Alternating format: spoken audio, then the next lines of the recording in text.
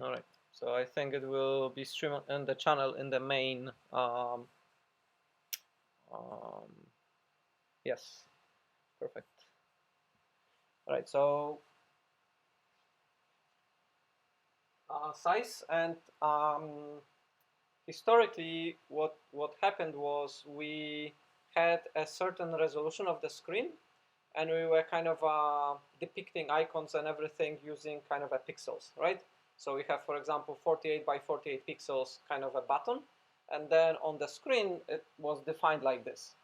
Now it is kind of changing a little bit because of the very high resolution screens, but it really changed because of the mobile phones, because on the mobile phones the physical dimensions were more important, okay? So for example, if I have a screen and I have two buttons, right? Those dimensions here and here are kind of designed, and the kind of the rest of the space, right? Um, we kind of have two options. We can either make it relative to everything, so we always define percentages, and remember in HTML we can define some things using percentages, right? That this is like 10% of the width, this is 5% of the width, and so on. But it's a little bit tedious to work with percentages, because if I kind of use percentages everywhere, like it kind of needs to add up to 100, but we don't really like to think this way. It's a little bit harder because it's all relative. So you can do that, but normally what we do, we use kind of absolute values, and we, for example, want to say that those buttons are like 48 by 48 pixels, right? But then depending on the density of the screen, if you say 48 pixels on a 4K display, it will be really tiny. If you say 48 pixels on a 320 by 240 pixel screen, it will be really large, right?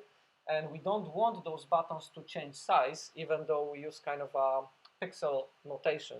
So what we use on mobile phones, and it's starting to happen on PCs as well, instead of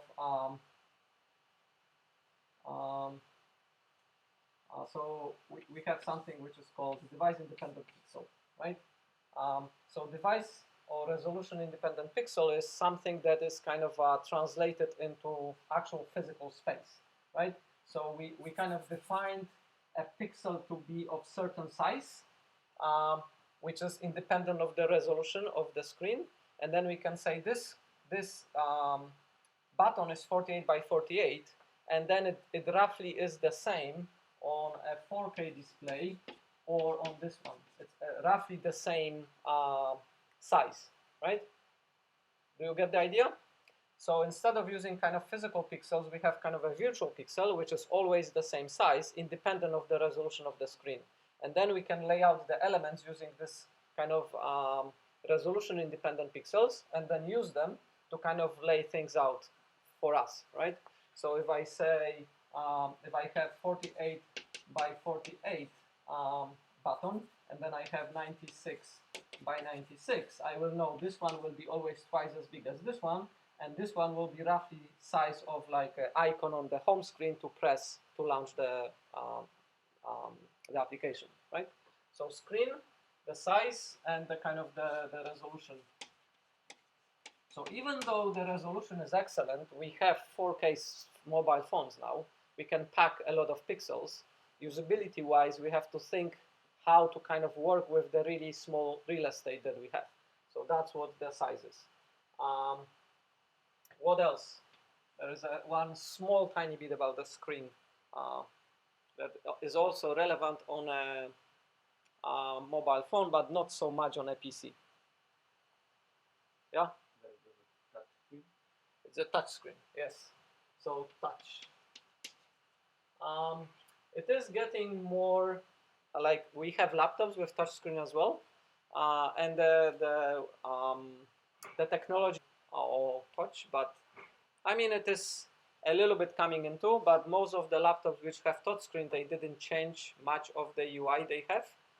So they use the same kind of metaphors as on like traditionally with the mouse. But it may kind of change. On the mobile phones, those and tablets, we heavily use touch and gestures, right? So that's, so we kind of discussing the hardware. So screen is one. What else? What else is different hardware-wise? Oh yeah, one small thing about the screen on mobile phone, it uh, it can be off, right? So the screen can be turned on and off, right? Um, so that kind of means something, right? Also, it can be locked, right? So it is not kind of a big deal when you're programming something to run on a laptop. Do you think about a laptop screen being off? No. Do you think about the computer being kind of locked with the login screen? No. You just think, okay, my app either runs or I don't care, right? On a mobile phone, it is kind of important if your app is in the foreground, it's occupying the view, and then you're doing all the processing and everything. So let's say you program a game, then when your game is up in the face of the user, you kind of heavily using 60 or 90 frames per second, processing to do what you need to do.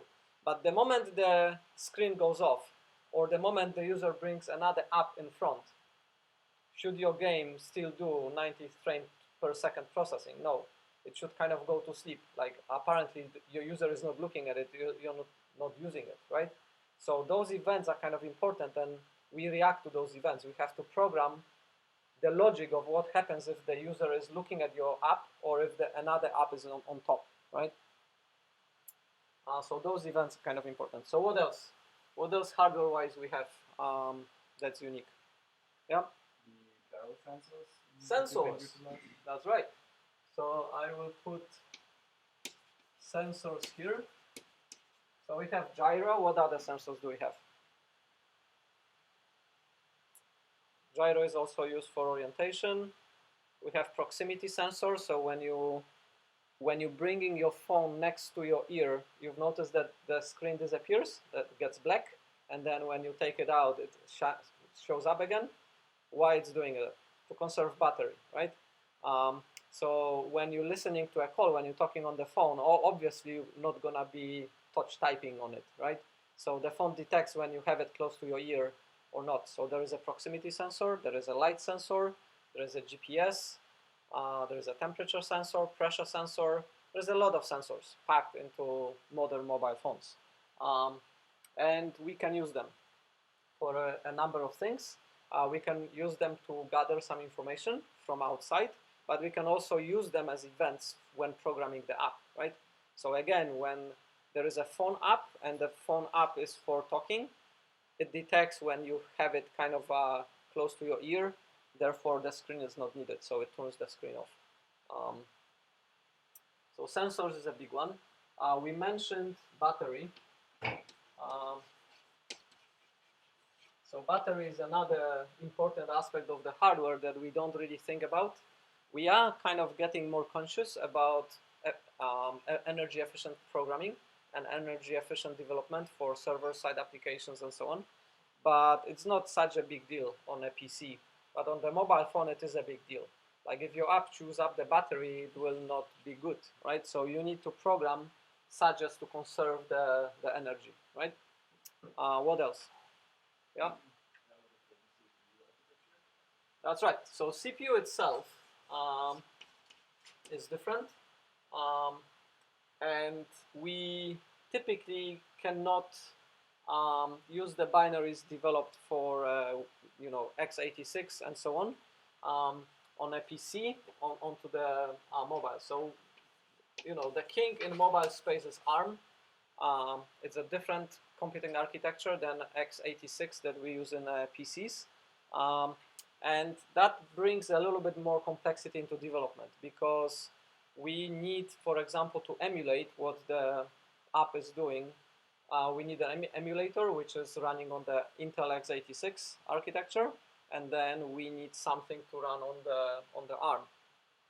So most of the emulators have kind of a dual mode. You can either have the emulator of the architecture and then run everything native on ARM like architecture, but that needs to interpret what the ARM is doing to interpret it to your x86 layer, right?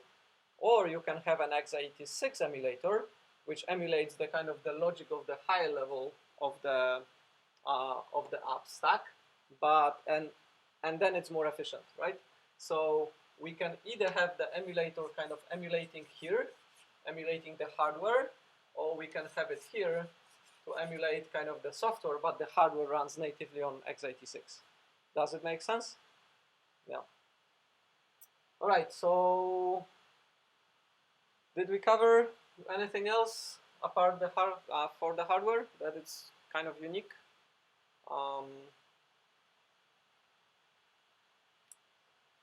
Yes, there is couple of extra things. So, for example, networking, right? Mobile phone have networking capabilities, and they can be connected to internet, but the connection to internet tends not to be reliable, right? You may go drive, you're taking a train to Oslo and you go into a tunnel, suddenly the network is off, and then suddenly the network is on again, right? You may have local connectivity, so you can kind of work in an ad hoc fashion, right? So let's say network, and we have connectivity issues, and we have kind of a peer-to-peer modes, right? So we can connect our phones here using Bluetooth to talk to each other. We can kind of do that with PCs as well, right? So most PCs have Bluetooth connectivity, but in the mobile phone space, you have Bluetooth, you have NFC, you have Wi-Fi Direct. You have kind of a number of options to make the devices talk to each other, right? And you can set up the connection, you can tear it down. Then official communication, like with the cell towers, can go on and off. So we need to think about those things as well. When you're programming for a server or when you're programming for a PC, you usually check, okay, if I don't have a network, I raise an exception. The app usually kind of stops working, right? Like not having a network if you're running a server is a kind of a major problem, right? So you either crash or what else can you do? Like if you're bootstrapping a server, web server, and there is no network, like, okay, sometimes you bootstrap it, and then it's the operating system responsibility to manage the network, right? So your server is running, but nobody can talk to it, and it cannot talk to anything because the network is not running, right? So if you're trying to establish a connection, and it times out or it cannot establish, then you kind of put yourself to sleep and you do something, or you say, okay, I'm panicking, like it's a major problem and we can't recover from it, right? On mobile phone, it's a normal thing. Not having a network for a while is a normal thing.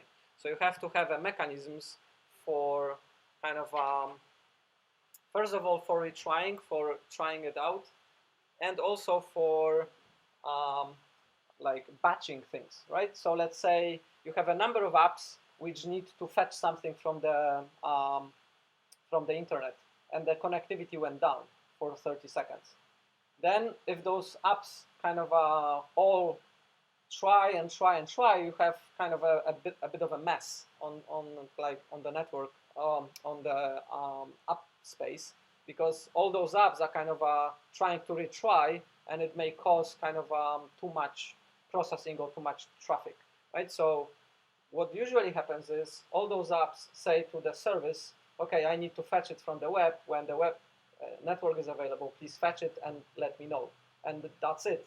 They don't do anything else. They kind of wait for it to finish and get back a callback, right? And this services needs to be sort of across multiple apps because they all need to coordinate and they all need to get the kind of a networking going. All right, so we kind of have differences in the hardware. OS, that is, yes, it is a different OS, but it's not as strange compared to the hardware and to the kind of a software layers that need to deal with it. So here we have some sort of SDK support, like library support, to interface with the OS. We don't typically deal with OS directly. We do it through some sort of support layer. We have some sort of a virtualization which separates.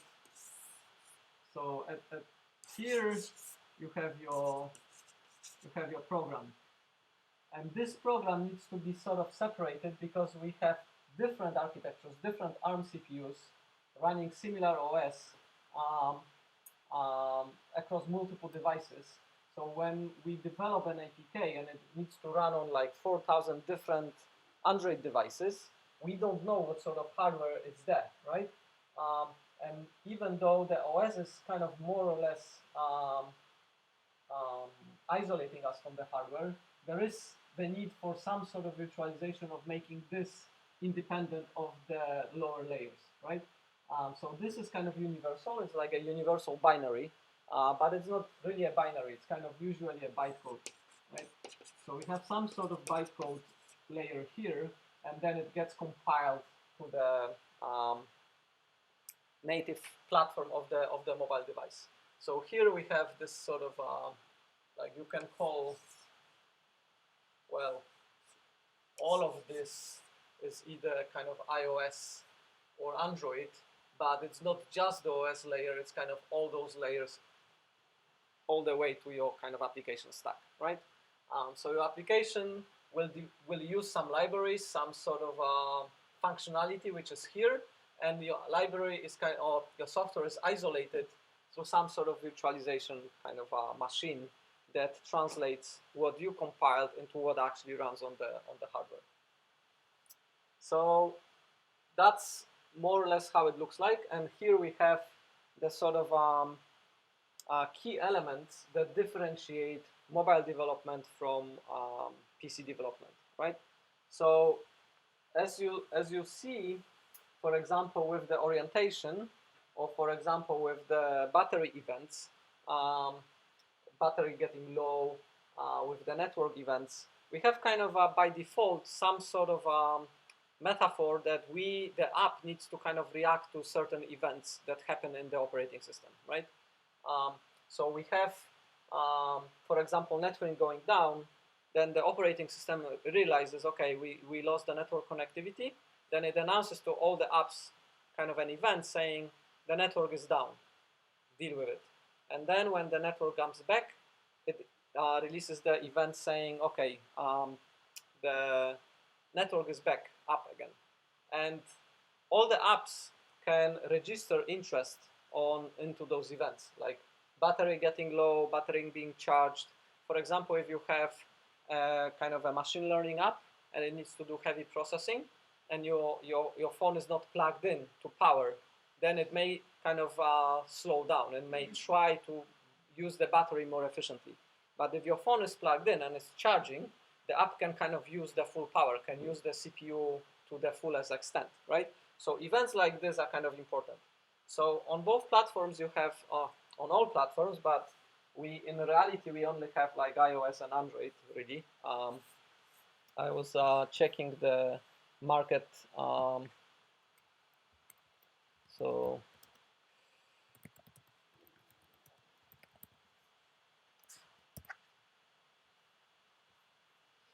if you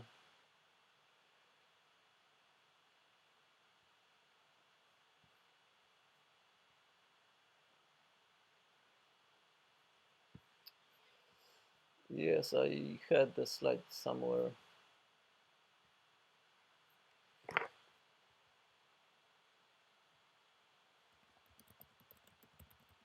And it effectively from like 2 years,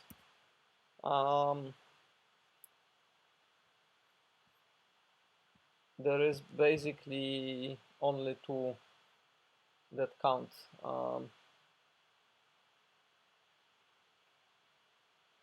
Yeah, so this is, let me change.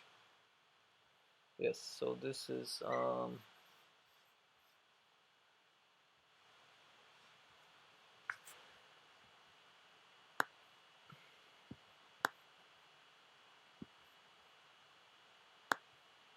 this is the stats, and it kind of suggests that 74%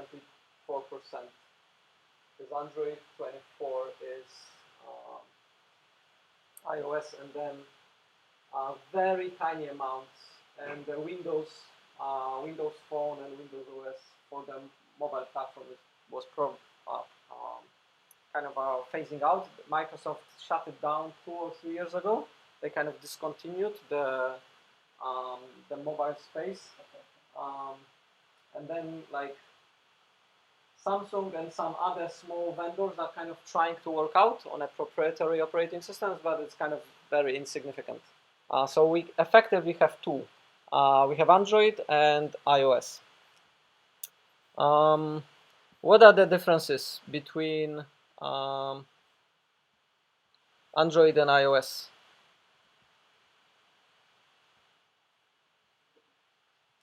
How many of you have iPhone? 2, and Android, everybody else? So it's kind of similar to the stats, right?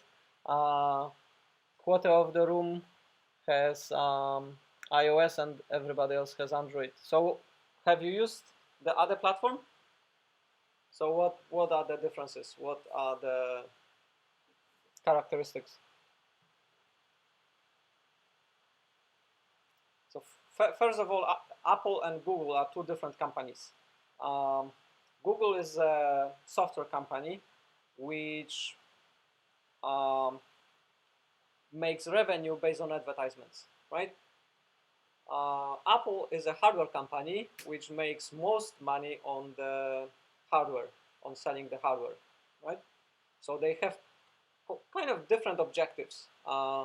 So Google wants their software to be as free and as widely distributed, and Apple doesn't want their software to run on anything else. They want their software to run on their hardware because that's where they make most money. So the philosophy is a little bit different because Google has Android being produced and sold by a lot of different manufacturers because Google itself is not a hardware company, right? So they have deals with manufacturers to package up the phones with the Android operating system, and that's why the kind of fragmentation of the Android ecosystem is massive. There is literally over 4,000 different types of devices that run Android. So when you're developing for Android and you want to publish it in the Google Play, it will tell you how many different devices there are, like in real time. Whereas with Apple, they kind of control the hardware and they have much smaller number of different devices that kind of run iOS. That's one difference. The second difference is Apple is very much closed. It's a single company show. So the operating system and the hardware is kind of a very controlled of what is there and how it runs. Android is not really an operating system. Android is a platform because each manufacturer can tailor the operating system to their needs. So if you go to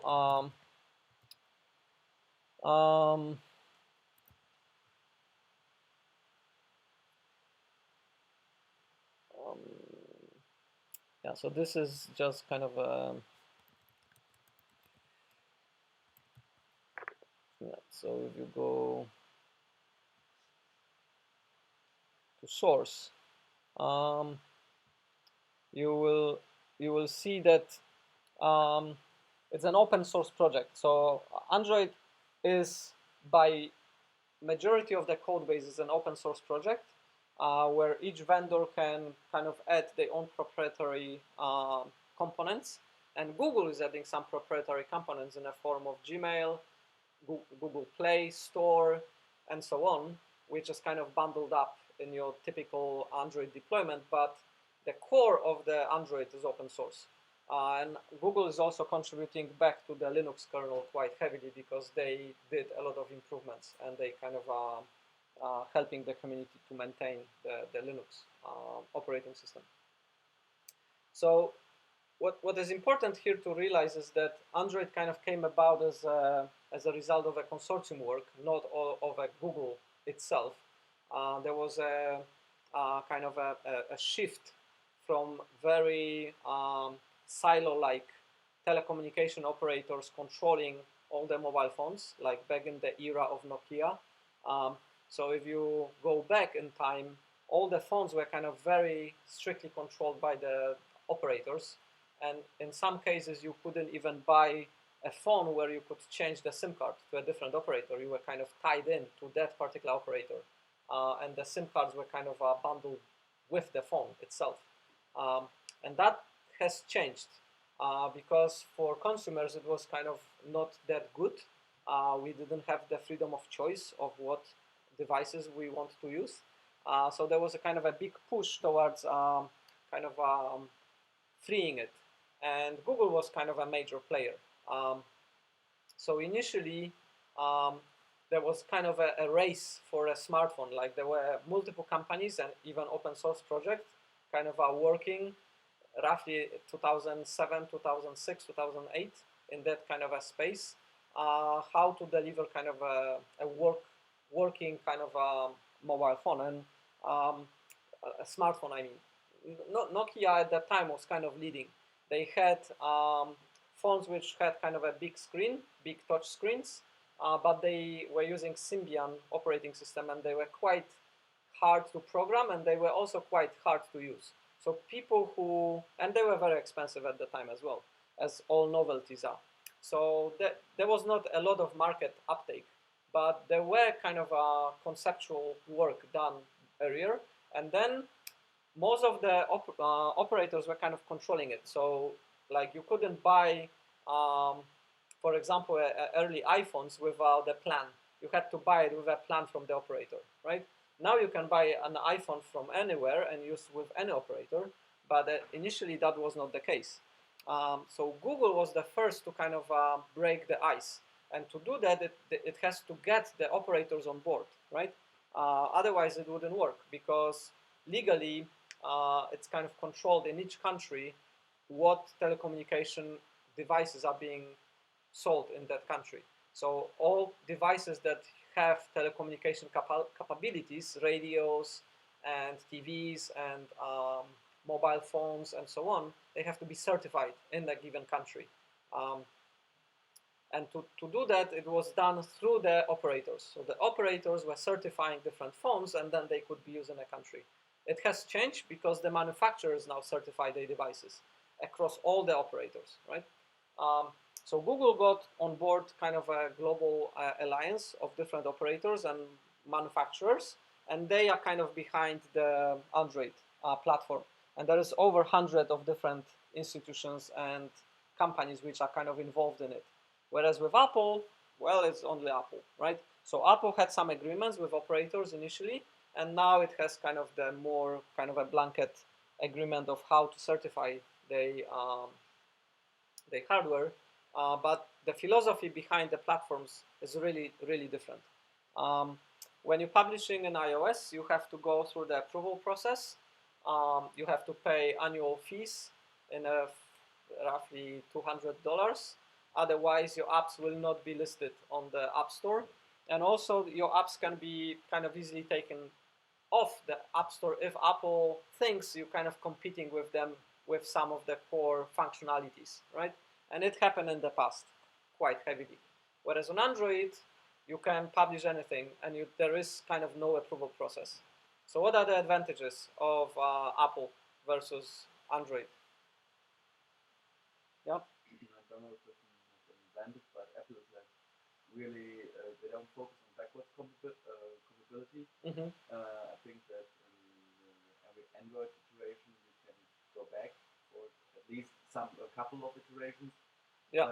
But Apple is like really radical about that. And if they say we don't support that feature anymore, that it shuts down at a given time, and if you're still using it, it's tough luck. Yeah, that's right. So that makes it kind of really hard because some of the new apps and new operating systems are not supported on the older devices, and then you are forced to buy a new device, basically, right? So that is kind of well, that's in their favor, right? Because they kind of stimulating people buying new devices, upgrading the hardware, and they making the revenue based on the hardware that they sell, right? So it's kind of one of the tactics to kind of generate the revenue. What else? Yeah. Yeah. So it makes it much easier to design. Exactly. So both screen resolutions and sizes, as well as the hardware itself, is more standardized. There is less diversity. It's really hard to support Android and to make it kind of look good on across all the board and across all the devices. What else? Yeah. Security on Apple Store and Play Store running as normal with the Android platform. Exactly. So you have the kind of the more of a freedom on Android. You don't need to ask permission to publish anything. You can publish anything. Of course, there are some checks kind of done automatically. So if you like, certain things are illegal. So and Google needs to comply, right? So for example, you can't have porn that is visible to children, right? So there are certain age restrictions for the apps, and they check it. There is certain content which is kind of prohibited in some countries, some jurisdictions. That's being checked as well. But normally, you can publish everything, and then they will take it down if you violate some of the permissions, right? With Google, with Apple, it's the other way around. They will check first, and then allow or not allow it to be published. Takedowns are more rare. Takedowns on Google are more frequent, and you do have more malicious apps or more malware and so on Android, because it's kind of a reactive checks, right? Um, Both vendors can take apps down, so they can remove apps from the app stores, and they do that. Um, Apple can, and both platforms can remove the apps from your phone as well. Um, so you can, some apps can be forced to be deleted from the phone if they were officially installed using the um, Google Play or Apple App Store. Um, Typically, Apple or Google don't do that, but for some malicious content, they might. Um, and you have this more kind of an open development philosophy. So for example, with Android, you can download the free software stack, develop an app, and there is one-time membership fee, which is about $25, and that's for life. And then you can publish it on the Google Play, right? And then your app will stay there forever until you violate some new permissions. So for example, we had published some students' apps in the past, and now Google is asking us about age restriction for children. And if we don't do that, then the app is not visible in the App Store until we kind of clarify it, right? Otherwise, there is no extra costs for having your work published. And also, if you're not breaking any law, your app is like easily reaching kind of millions of people, and it costs you nothing, right? You can release a free app like this. With Apple, you have the ongoing costs. So the moment you stop paying the subscription fee, they take your app from the App Store. And even for developing and testing, you cannot even put the app on your own phone for free. You have to pay this membership, even if you're not planning to redistribute it, right? So you will not have a developer's key for kind of testing your app if you don't register as a developer with Apple. So they kind of make it harder for people to get on, but then also they kind of tie them in to the platform more. Okay, so those are the two main platforms. There are some things to think about. So before the break, I will just do one extra thing about the screen, and then we talk a little bit more about the life cycle of apps and the programming itself in the second half. So, screen. So we talked a little bit about the device-independent pixels. So originally it was kind of called device-independent pixel, DIP, but then the I was dropped. So usually now you see DP, right? So it's a device-independent pixel or resolution-independent pixel, and so on.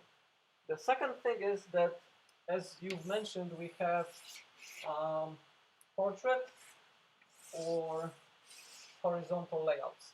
Okay. On the screen, we cannot show too much right? So usually when you're interacting with your phone, you see that each interface is relatively straightforward, and then to get more complex functionalities, we have those screens kind of showing up, right? So we have kind of like a stack of different screens, and then we sort of put new stuff on top. So for example, if you have a launch screen, you have the icons, and then if you double tap on the icon, the app will take over the entire space, right? On a PC, what will happen? Well, the window will show up, right? And then you can still screen your desktop, and then you can double click on another icon and have another window showing up, and you can have multiple concurrent things on the screen because you have quite larger screen, right? Here, we usually have just one thing occupying the whole real estate of the screen. So if I have, let's say, a mail app, right, Gmail, I will have folders for, so I have kind of a view where I have folders with my messages. So let's say this is inbox, and I have my messages like here. And then if I click on the message, I have all the details of the message, which is the actual message, and the header with like a to field, from, date, and so on, right? So typically, on one screen, I may have a list of my inbox messages. And then if I click on one, I get to another screen, which has this header and the body, right? So body is here, header is here, and then I see the details. And I can go back, pick another message, and so on, right? That's how you kind of interact with the mail. If I have a horizontal view, I have enough real estate, then I can have the list here, and the header and the body here, right? So I click on a message and it kind of shows up here, right? On a tablet, for example. On the mobile phone, even if you turn it around, we tend to have only this kind of a single screen on the screen, but here we can have two, right? So when you're designing an app which has multiple screens, and sometimes you combine them, sometimes you show only one at the time, we need a mechanism to kind of allow us to deal with those. So in Android, we call those things fragments, right? So this is called fragment.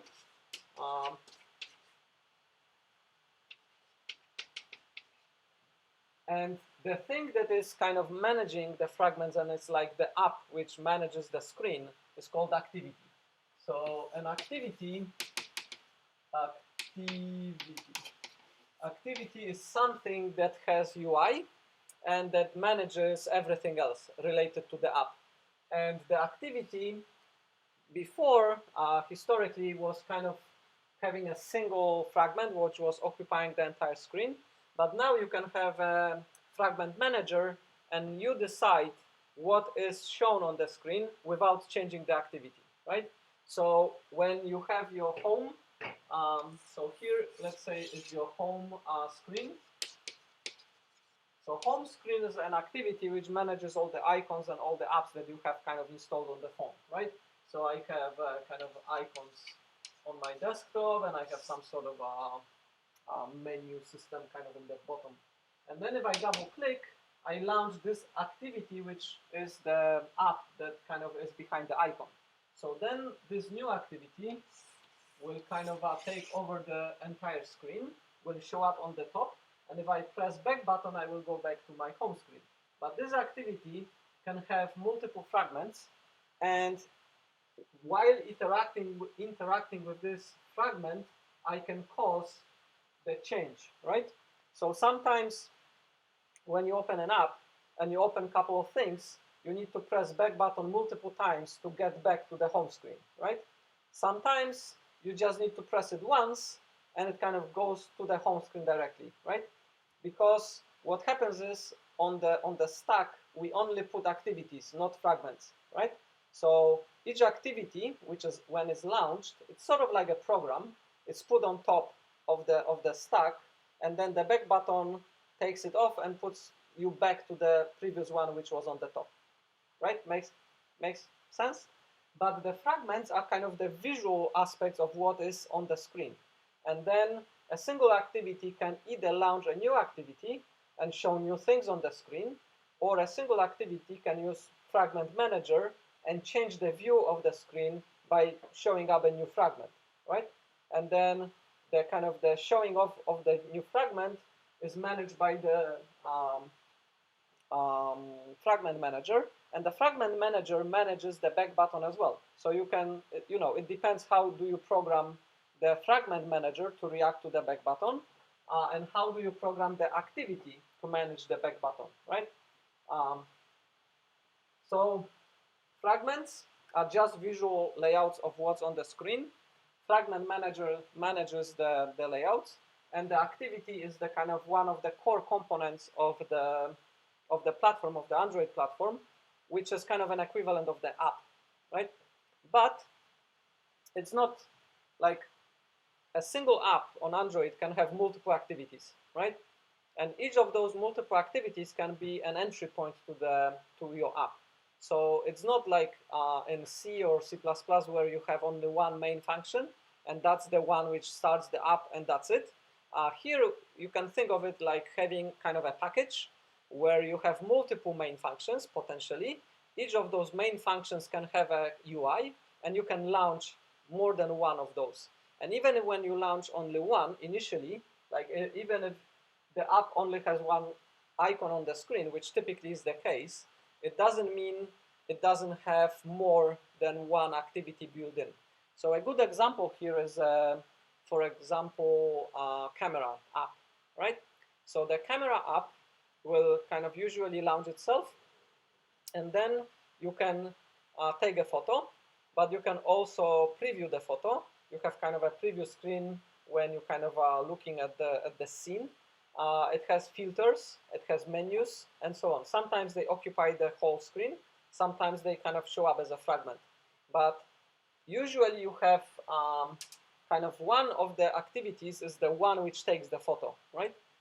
So what happens is from your other app, like when you're developing an app, for example, for jogging, and you want to take a photo, what you can do is you can ask the app from the camera, the camera app, to launch a particular activity from the camera app to show up on the top of the screen, take a photo, and then disappear when the user finishes taking the photo, right? So you see that with some of the social media apps where they ask you, do you want to take a photo? And then they don't have a built-in app, they launch your default system app to kind of take the photo. So you can kind of design, when you're developing, it's more like developing a library which has functionality plus some visual elements, and they can be reused across multiple other activities, right? And that's kind of unique for Android, because you don't need to know a lot of details about somebody else's app. You only need to know what they expose as the activity that can be launched from somebody else's activity. And then this is completely independent. On iOS, you cannot do that. On iOS, each binary is kind of a self-contained, and if you want to use somebody else's functionality, you need to bundle it up into the iOS app as a single binary, right? So this kind of a ecosystem of functionalities across different activities is not available to developers. It's kind of available in the Android system. And Android is using kind of a concept of intents. But yeah, let's do that after the break. So for this, we finish with the concept of the activity and the concept of a fragment. You have questions about this? Kind of conceptually? Make sense? Great. So 10 minutes break.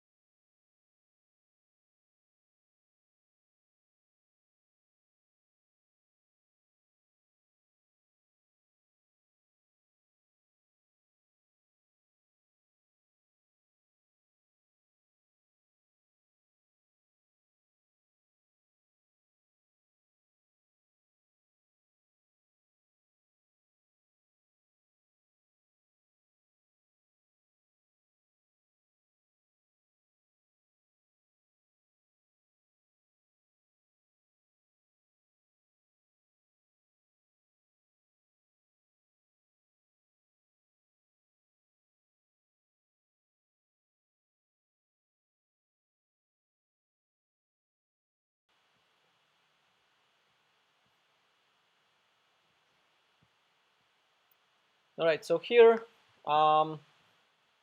this is, so as I was explaining, if one app knows how to call an activity from another app, it can launch it. It can do this, right? So here we have kind of a registry. It's called open intents, and this open intents shows up a number of intents, which are basically like a um, constant string, which you need to use to kind of register yourself into or provide information about. So for example, this one is an intent which you can launch and then respond with the string, which is the version number of your app, right? So then what your app will do is your app will say, I can react to this intent, and then when the intent comes to your app, you kind of reply with the current version of your app. So then anybody can ask, okay, who can reply to the version of the app, and then you kind of get all the versions of the apps that are kind of on your phone. Or you can ask specifically, so you can say, this app here, I know you here, what version are you? And then the app responds with the version number. So it's kind of a useful meta information about versioning of your app, because it's not only human readable, but it's machine readable. So it can be kind of used by other apps. And you can have a lot of other intents or another, like for example, file pickers. If your app does something with files, you can register that somebody can use you to pick a file from the file system, and so on and so forth. So you have a number of, a lot of intents which are kind of unified, which are kind of standardized. And then if your app does any of those standard activities, you can sort of register yourself and then be useful to this ecosystem of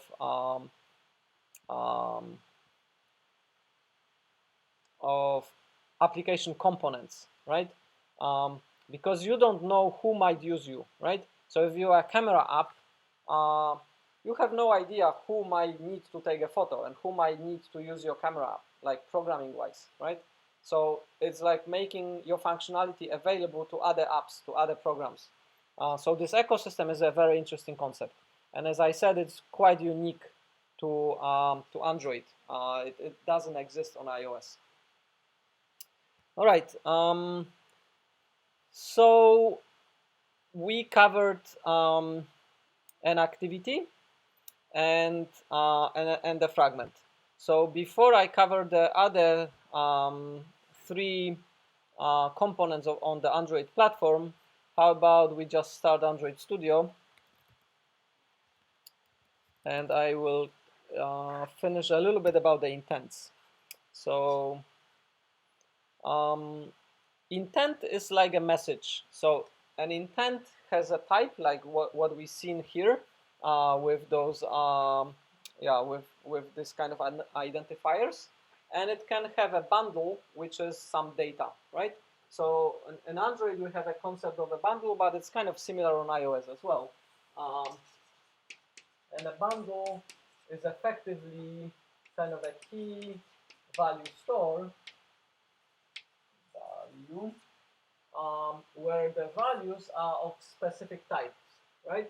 So inside the bundle, I can put, I can put string into string, but I can put string into some other types, like integer, float, another structure, and so on. So we have kind of an ability to nest data to be passed around. So if you need to pass a data to another activity, you can kind of bundle it up into a bundle and use an intent to pass it. So I'm kind of launching an Android Studio. It says, okay, I want a new project. So we will say that. And then it will ask me what type of project I want. And you can have a very basic activity. So with the kind of an action button, a completely empty activity, an activity with a navigation kind of at the bottom, and so on. So you have different types of activities, like with Google Maps, like with login. So it has pre-populated UI with a fragment for collecting the login data and so on. We start with a completely empty one, and then we kind of call it new empty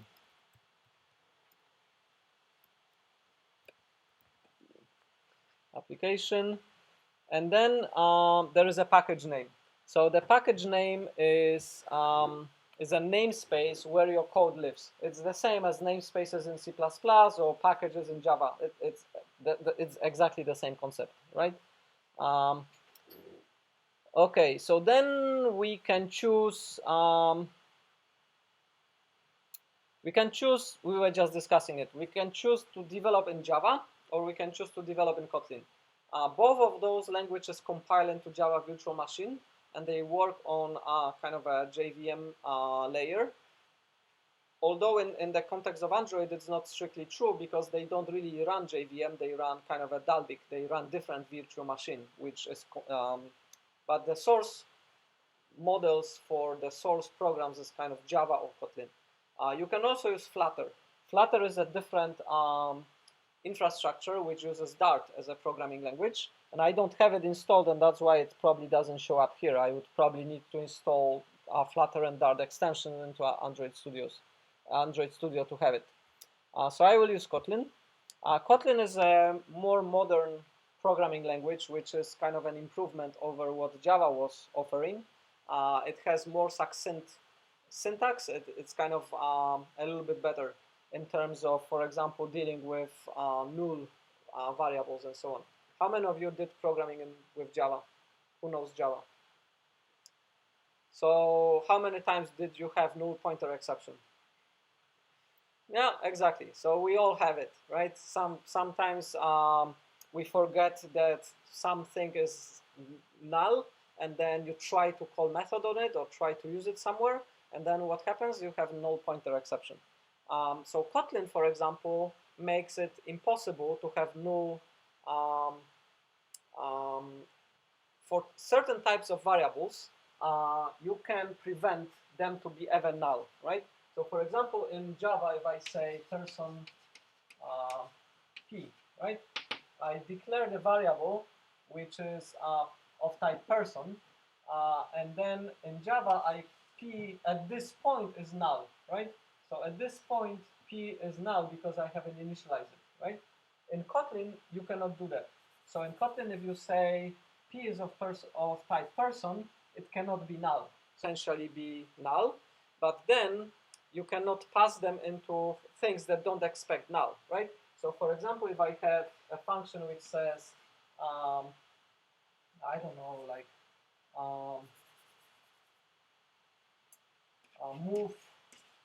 move a person to a new location, right? And I say person p, right? So I have a function which is called move, and then in my code I say move p, and p is of nullable type. I cannot do that because p cannot be null. Like my method doesn't accept person that is null, right? I can say that, like here. And then in here, I don't need to say, if p is not null, do something. If p is null, do something else. I basically have it here that p cannot be null, right, by definition. And then the compiler will check it. So if I'm trying to pass this p into this p, the compiler will complain. It will say, no, look, move only accepts not nullable types. So Kotlin is quite nice. So if I finish this, it will generate the skeleton app. And then by default, it generates a single activity. And this activity is launchable activity, so it can be launched. And it's kind of launched by default when I run my app, right? So my app consists of different activities. Each activity can use one or more fragments. And my app needs one activity, which is the main activity to launch when the launcher launches the app, right? So in our case, I will change the fonts.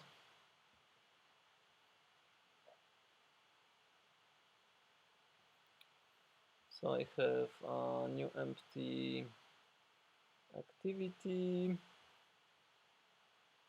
I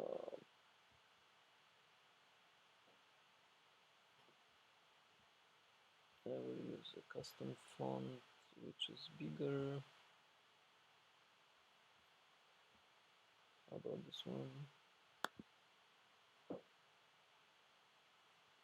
More readable or bigger? Is it okay?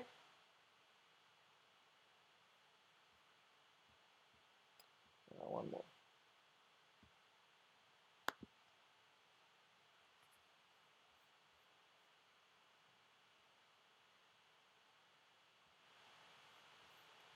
All right, so oops, sorry, not that button. So what we have now is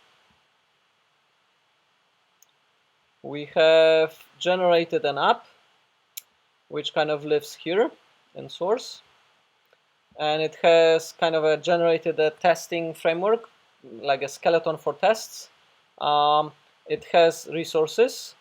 So this is a little bit complex, but let's just navigate to this main activity. So all types in Java, when you have object-oriented types, the convention is to start with capital letter, right?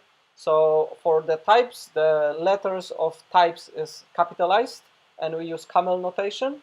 For methods, we usually use small letter. Unless it is a static method, then you might use capital letter for the static method. But typically, methods and functions are with small letters, whereas the types are capitalized. This is a little bit different in C#. How many of you program C#? So in C#, methods tend to have capital names, whereas in Java and Kotlin, they tend to have small. But the type itself is capital M and capital A. So this activity kind of doesn't do anything, right? So we have a single class which has overwritten an onCreate. Yeah, this is too small. Let me make this one bigger as well.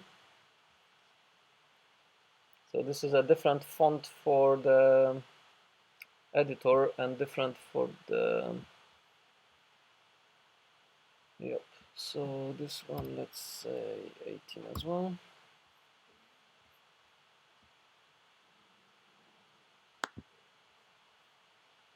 Is it big enough? Yeah. We basically created a class which has a single method which is overwritten from the base class, and this method is called onCreate, and it basically accepts a bundle, and we can see the bundle can be null because we have a question mark there, right? So our save instance state is of type bundle. In Java, the type is first and the variable is second. In Kotlin is variables and then types. Again, interesting discussion. Why do we have that? What languages do you know that use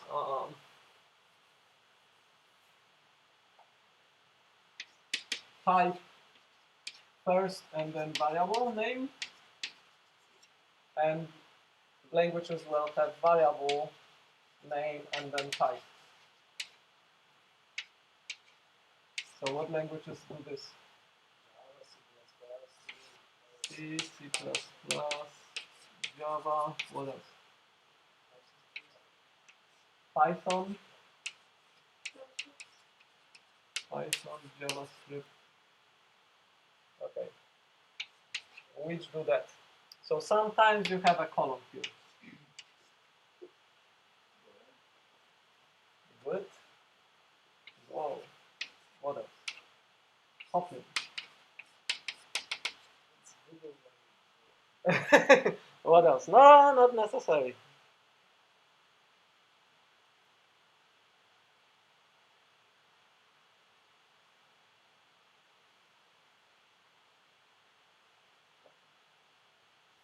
Do you know Rust?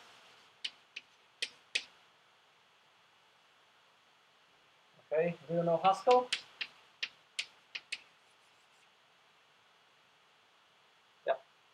So what's the argument? For this or for this?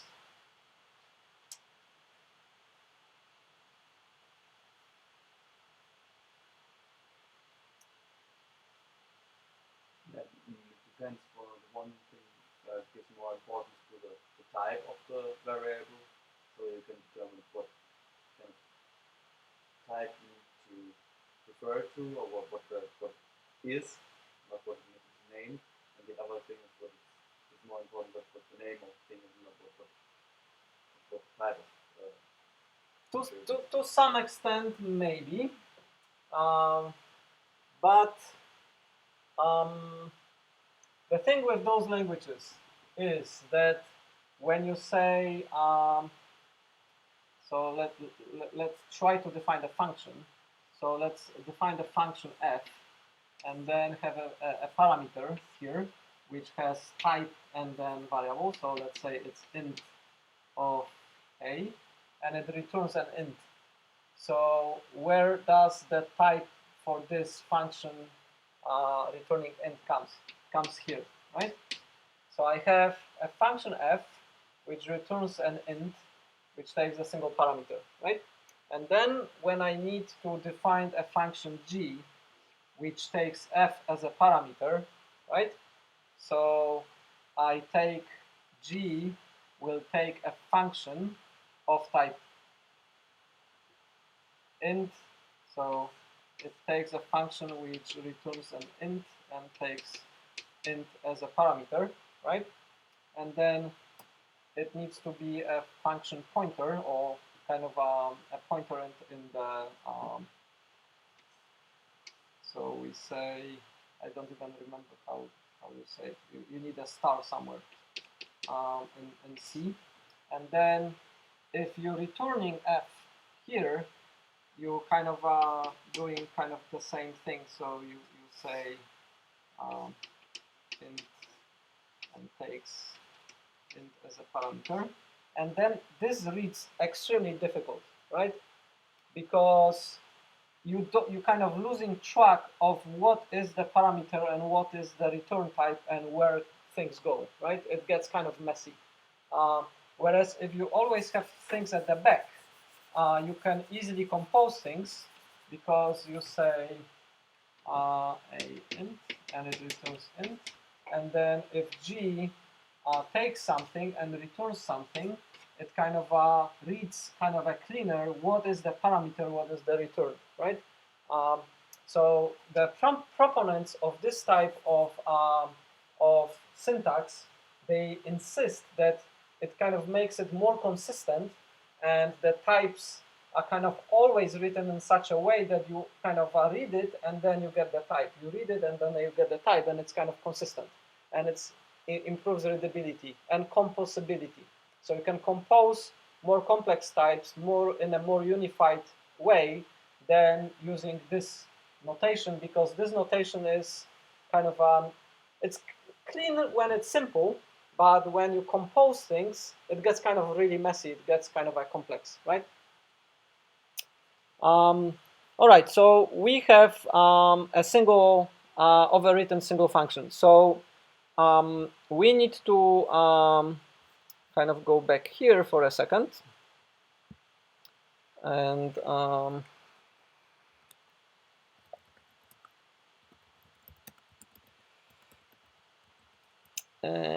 check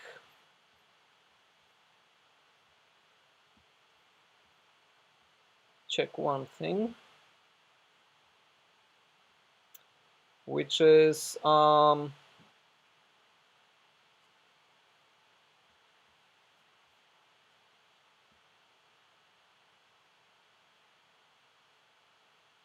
yeah, the network is really slow. I didn't like doing it.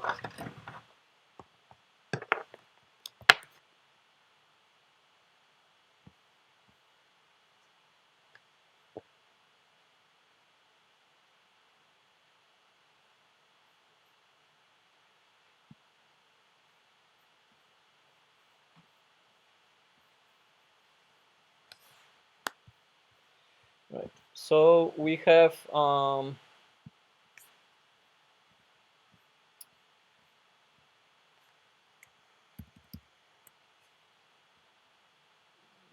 super slow. So the life cycle is how the activity is created, how it reacts to certain events, and then how it is shut down. So when the activity is created, it's kind of called onCreate. So that's the first method that we kind of overwritten. And then when the activity is hidden, so when you have your activity and you press something and then something else shows up, a new activity shows up on top, your activity is in the background. The activity originally is kind of a post, right? So you have, where is the nice diagram?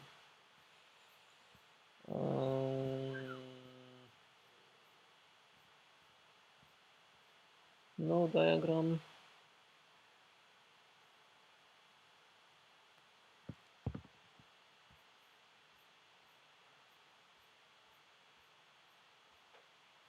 Oh, come on.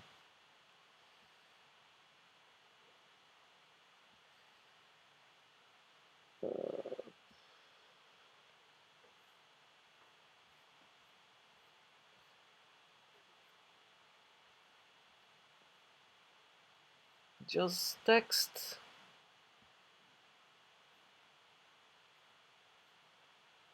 Yes, diagram is here. It's a little bit small.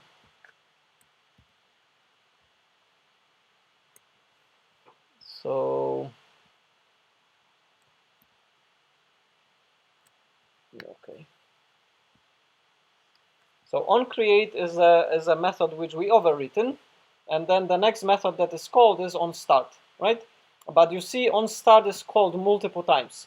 Every time, so this is how it goes. You launch the activity, then onCreate, onStart, and onResume are called, and then your activity is running. And then when the activity is hidden, it gets post, and then every time the activity comes back, onResume is called, right? So from post state to running, you call onResume. And then when the activity is not anymore used, so for example, the user swiped the activity off, right? So you kind of launch something, you have it running, then you kind of press the home button, then it disappears and the home screen is on top now, right? So when the home screen is on top, your activity is in the kind of a background, and it can come back. It's not stopped yet, it's paused. But if the home screen is the one that it's on top, and this one is not used for a while, the operating system may decide to stop it, right? So then a stop is called. But let's say the operating system didn't call stop, but now you go, okay, show me all the background apps. You can press this kind of a tab view of all the background apps, and you swiped it off. When you swiped it off, then onStop will be called. The operating system will try to shut down your app, right? So then onStop will be called, and then onDestroy. So you have two things that happen only once. OnDestroy happens only once, and onCreate happens only once, right? OnStart may happen multiple times because onStart happens again when onStop was called, but the app hasn't been destroyed yet. So then the app will be kind of reinitialized when the user presses the icon again or wants the app back, right? So if you need to conduct an action that is only one time for the entire duration of the app, you call it inside your onCreate method, right? But if you want to reinitialize something after onStop, you call it in onStart. What happens is usually you have to have two matching things, right? So for example, when you're destroying something in onDestroy, then it's kind of, onStart and onDestroy are kind of matching. And then onStart and onStop are matching. So when you stopped something and the user brings the app back, you need to restart it in onStart, right? So these two, crap. Anyway, so onStop matches with onStart, and onPause matches with onResume. So every time you do cleanup or you do something in one of them, you need to reinitialize it in the other one. If you want something global, you do it in onCreate and onDestroy, right? Does it make sense? Yeah. So this is kind of the life cycle, and because of this life cycle, we see we currently not destroying anything. We don't have onDestroy method. You kind of rarely have it, right? So usually what happens is, yes, I will install you later. You have onCreate and onDestroy you don't have, and usually you have onResume and onPause, right? Because sometimes you want to save the state. Like if the user has your app and interacts with your app, but then you, for example, the user filled in partially the form, right? And then someone called, and a new activity came up, which is the phone call, right? And it's out of your control. Like the user has a form, starts filling up the form, and you have cancel and OK button, and then the new things showed up, which is the new activity. Your app will call on pause and on resume because of this phone call, right? And then when the phone call finishes, the app will come back, will call on resume, and it will have clean fields because you just lost it, right? So on pause, you need to take all the entry which the user filled in, and then on resume, you need to populate the UI again, because the phone will kind of recreate the UI for the app, but the state will kind of happen from the bundle, like you see here, right? Saved instance state. Where this comes from? Well, this one comes from onDestroy, right? So in onDestroy, if you want to have some persistence in your app, you need to save something, let's say, to a disk, and then when the app is created again, onCreate will be called, and this save instance state will be brought back from the disk of wherever you stored it to recreate whatever you want to be persistent. Because we don't care, for Hello World app, this will be nil, and because this is nil, it doesn't matter because we passing it to onCreate, but we're not using it, right? Because the superclass is probably not doing anything with this state.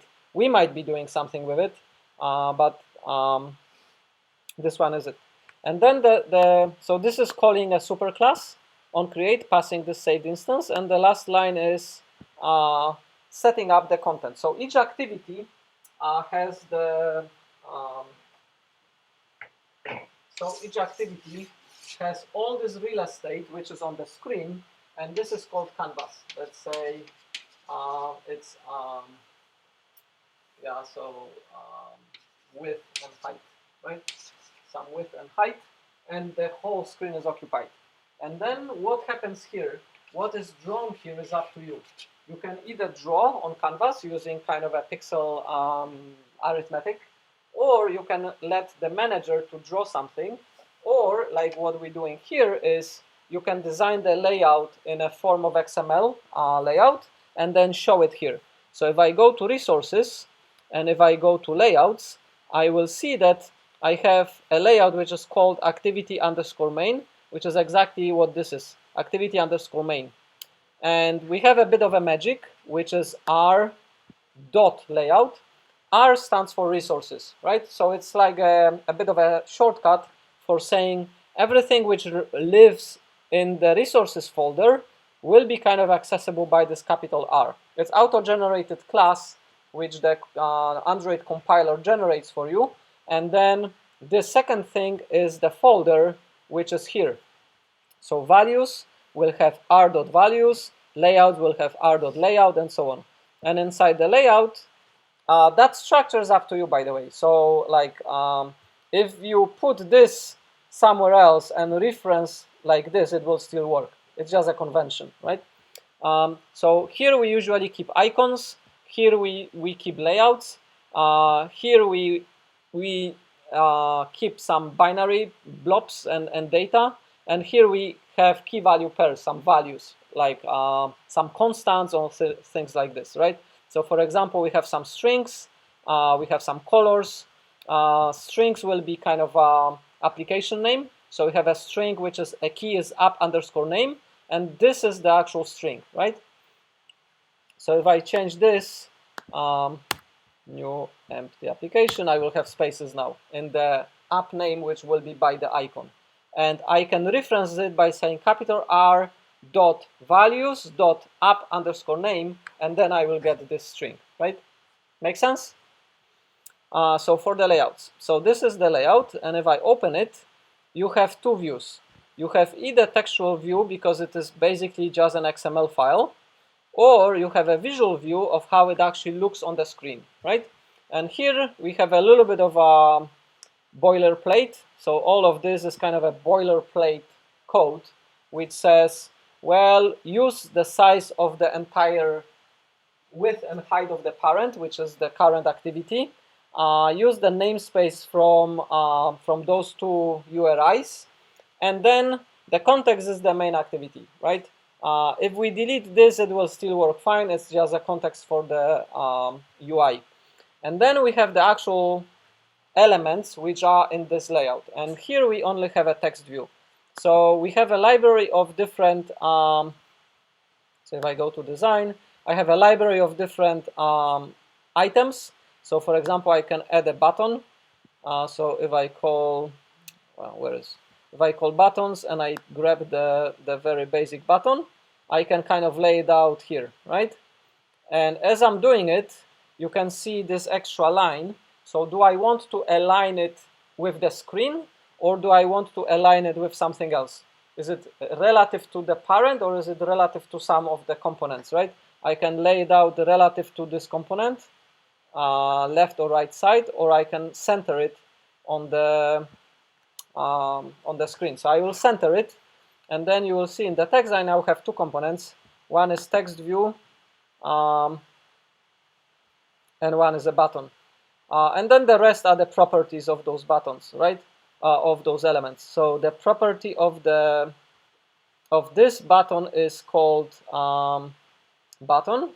I can change it. So I can change it to OK. Or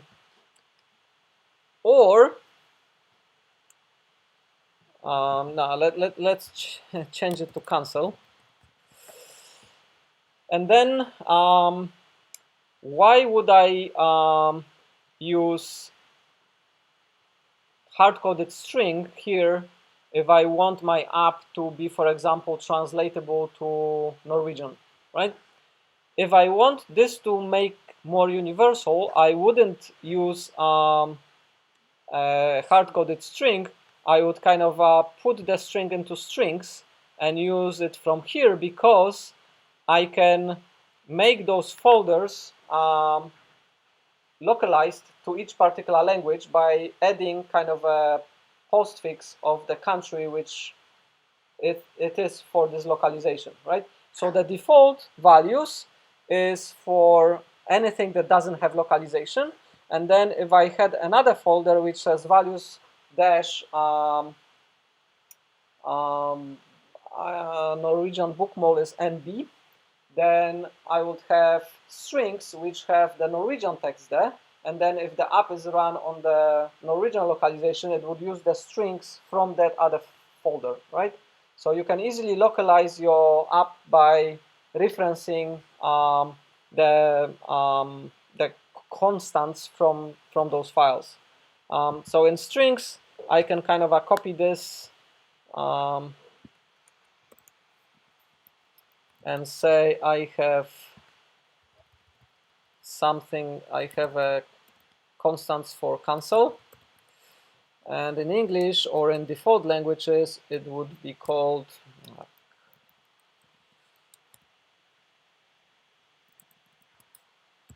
cancel. Usually, if sometimes you want capitalized, sometimes you don't, so I can make it like this, right?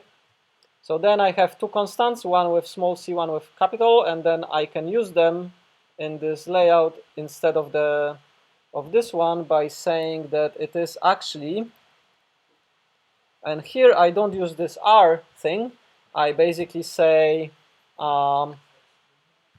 strings and then cancel small or capital. Because it's a button, I would use capital, right?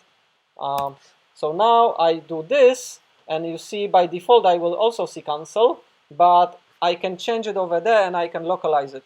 So now I can change the names on my buttons or everywhere else. It's the same for the hello world, right?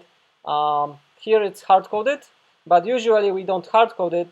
We kind of use it from the resource file. So again, I could kind of copy that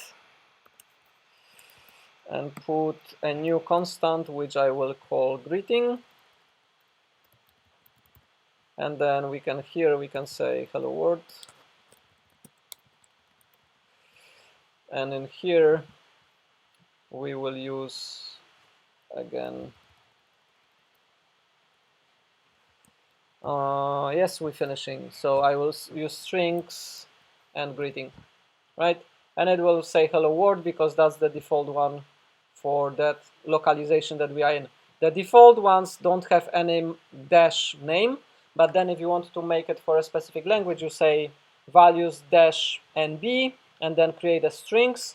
And then if this folder only has, let's say, a greeting, right? If I have strings in the nb folder and I only have this one, for all the other constants, the default will be used, right? But for this one, so I'm like overwriting the defaults by a particular localization.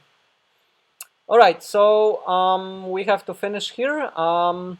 I would like you to try to play with it, add a handler to the button, and then from the handler to the button, like from this, like change the name from cancel to something else, or add an additional button.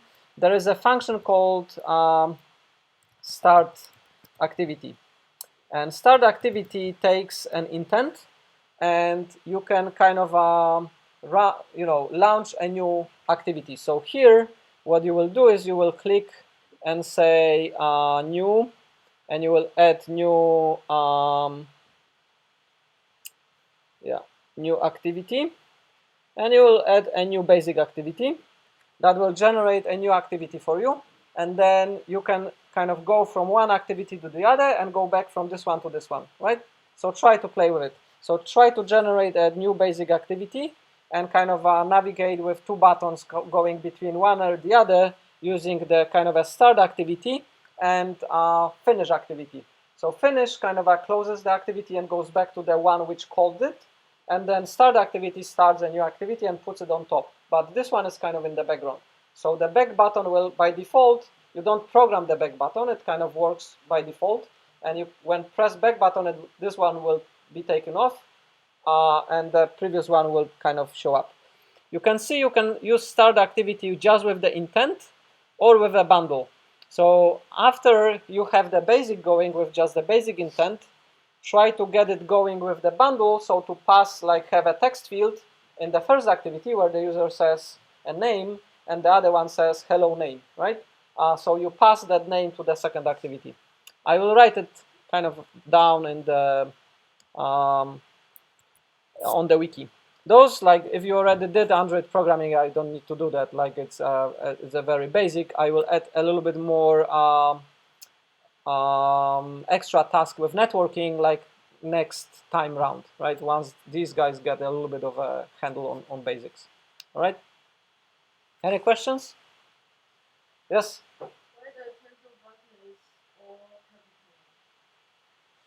Show me. I don't. Yeah, that's a good question. I don't think it would be if you run it on the emulator. We can check it. Although I am using so here there is there might be a style which is by default making some of the button fonts capitalized. I will check it out. I don't know. I would suspect it's just the UI kind of showing it capitalized, that we don't see the difference. But if you run it in the emulator or run on the phone, it should. Yeah, I will check it out. Yeah, I have the emulator here. So we will see in a moment once it's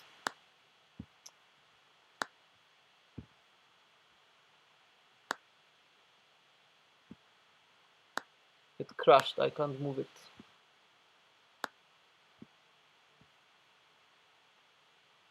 Yeah, I will check. Yes. In the project work, Sure. Yeah. Exactly. You can use whatever. That's right. And like concept-wise, I will kind of use Android as the kind of a mechanism to discuss. But you, for the project work, you can pick. You freely pick whatever. For some of the concepts, because we want to deal with peer-to-peer networking and with routing, we may not even need a mobile phone. We just need to have kind of a concept of packets being distributed. So you might be working on something that is like a library, and then you just do all the development on a PC, right? But if you want to experiment with iOS or something else, fine. Yeah. So where is our app? Okay, it's deploying. So it's been compiled, and now Android Studio is deploying the app. So it, in a moment it should show up, I would hope.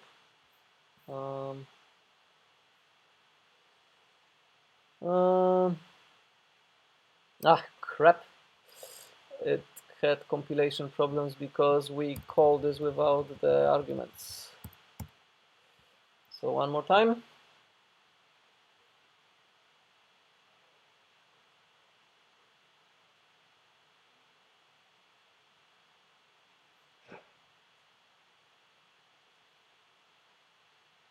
This is not the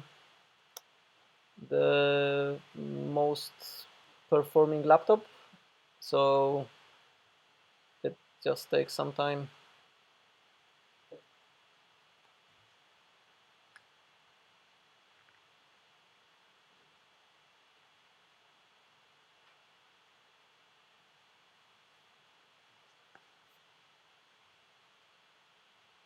So when it is compiled, then the script will kind of package it up into the APK and then deploy it on the phone, and then the phone needs to launch it. So the whole thing takes a while. It's good to keep the emulator running all the time so you don't kind of restart it, because bootstrapping that also takes some time. Very similar setup is on iOS. You have Xcode for developing the code. You will use Swift most likely, so it is kind of similar language to Kotlin. It's not the same, but it has kind of similar feel. And then you kind of bundle it up and run in the emulator same way.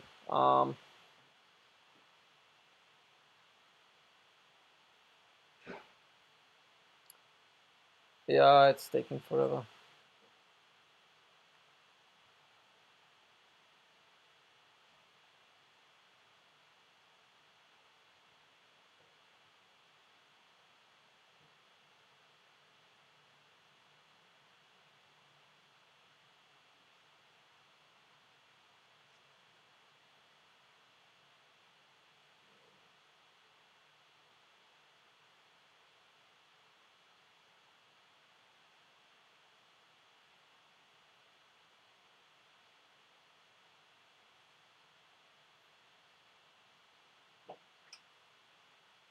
Hello, we leaving? Sorry? I'm leaving. Yeah, I'm just finalizing the build. It's just taking too long. Say it again? I think so.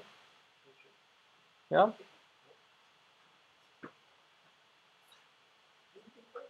I know, it's already over 2 minutes. 3 minutes.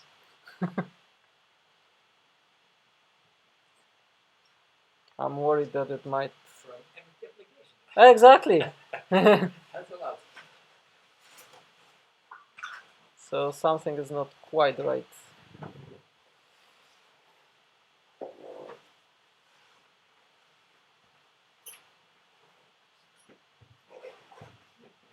Surprised because it didn't say on the board downstairs.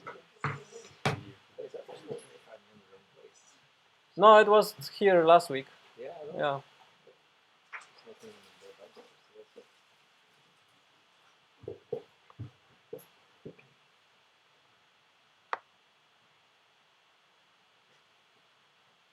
So it says here that I'm probably running really slow because I didn't mark the heap size large enough for Android Studio. So it kind of probably struggles with memory. And I could fix it, but I would need to restart. So now the question is, will fixing it and restarting be faster than just waiting? So it's like a sunk cost. I've already waited 3 minutes. So that's a dilemma, right?